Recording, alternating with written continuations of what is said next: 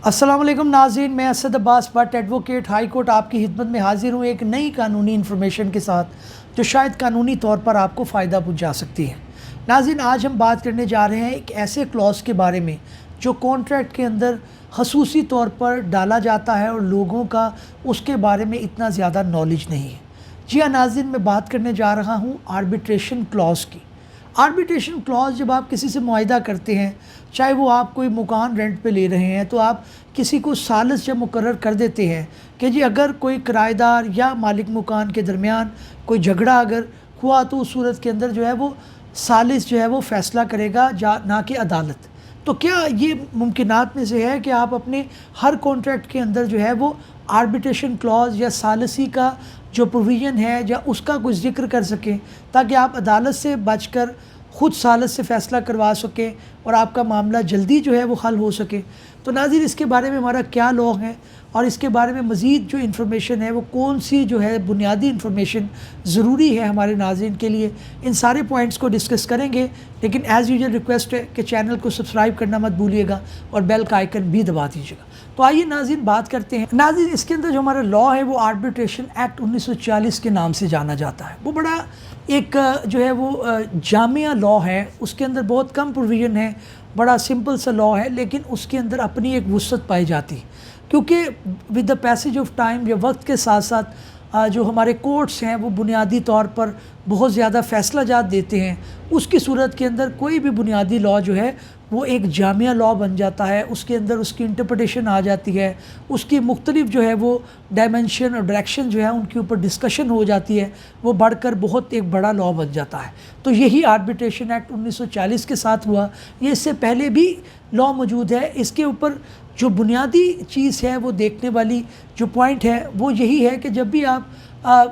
कोई एग्रीमेंट करें तो उसके अंदर आपको अलाउड है पार्टीज़ को कि आप उसके अंदर चाहे वो रेंट का एग्रीमेंट हो, चाहे वो कोई प्रॉपर्टी का एग्रीमेंट हो, चाहे वो कोई कारोबारी एग्रीमेंट हो, किसी भी नोयत का हो, उसके अंदर आप आर्बिट्रेशन क्लॉज़ का तस्करा कर सकते हैं, उसको आप डाल सकते हैं। उसकी बुनियादी जो फ़वाइद हैं वो यही है कि आर्बिट्रेशन जो है वो या आर्बिट्रेटर जो है वो बुनियादी तौर पर आप वो मुकर्रर करते हैं जो कि सारे मामलात की जानकारी, सारे मामलात की बुनियादी अवेयरनेस रखता हो। मिसाल के तौर पे आप कोई प्रॉपर्टी जो है उसके ऊपर एक बिल्डिंग कंस्ट्रक्ट करवा रहे हैं जो कि तकरीबन 15-20 जो है मंजिला बिल्डिंग होगी, उसके अंदर ऑफिसेस होंगे, उसके अंदर मज़ीद जो है वो तफसील होगी। तो आप किसी आर्किटेक्ट को उसके अंदर आर्बिट्रेटर मुकर्रर कर देते हैं। आपने कंस्ट्रक्शन कंपनी को जो है वो मुआहिदा दिया, आपके मुआहिदे के अंदर लिखा गया कि ये जो है वो क्वालिटी की इस जो है वो कीमत की ये चीज़ें लगेंगी। तो अगर वो चीज़ें नहीं लगाई गई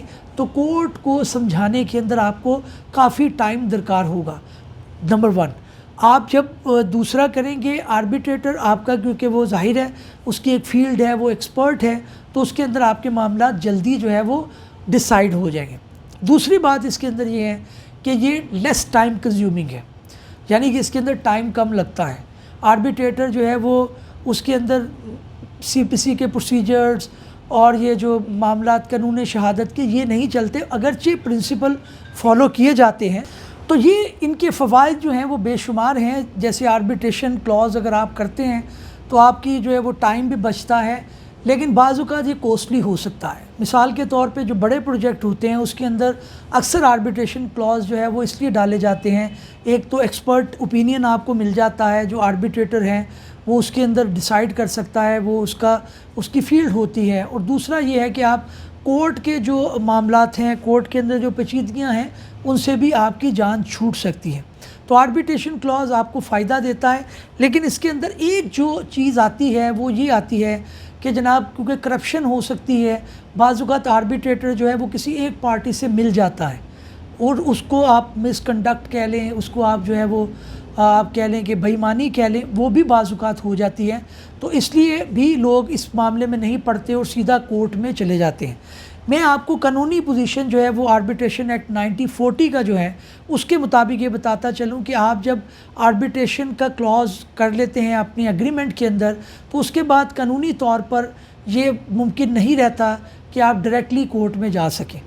بہت کم پوزیشنز ہیں جس کے تحت آپ کورٹ میں جا سکیں گے، ادروائز پہلے آپ آربیٹریشن سے فیصلہ کرواتے ہیں آربیٹریٹر سے، اس کے بعد جو ہے وہ آپ کو قانونی طور پر یہ اجازت ہوتی ہے کہ آپ کورٹ میں جائیں، اسے رول آف کورٹ بنائیں یا اس کے اوپر آبجیکشن فائل کریں، وہ ایک الگ پروسیجر ہے اس کے تحت۔ لیکن یہ ہے کہ آپ ڈائریکٹلی، جیسے اگر آپ کا سمپل ایک ایگریمنٹ ہے جس کے اندر آربیٹریشن کلاس نہیں ہے، اگر کسی بھی پارٹی نے، کسی بھی فریق نے کوئی وائلیشن کی ہے تو دوسرا فریق جو ہے وہ عدالت میں جا کر داد رسی تلاش کر سکتا ہے۔ لیکن آربیٹریشن کلاس جب آپ کے ایگریمنٹ یا معاہدے کے اندر موجود ہوگا تو اس صورت آپ قانونی طور پر ڈائریکٹلی یا براہ راست جو ہے وہ عدالت میں نہیں جا سکتے، آپ کو پہلے ثالث کے پاس جانا پڑتا ہے، اس کا فیصلہ لینا پڑتا ہے اور بعد ازاں کورٹ میں آنا پڑتا ہے۔ ناظرین، اس امید کے ساتھ کہ ہماری یہ کاوش، ہماری یہ تفصیل آپ کو پسند آئی ہوگی، کسی نئی یا قانونی انفارمیشن کے ساتھ آپ کی خدمت میں پھر حاضر ہوں گے۔ تب تک کے لیے اجازت دیجیے، اللہ حافظ، تھینک یو۔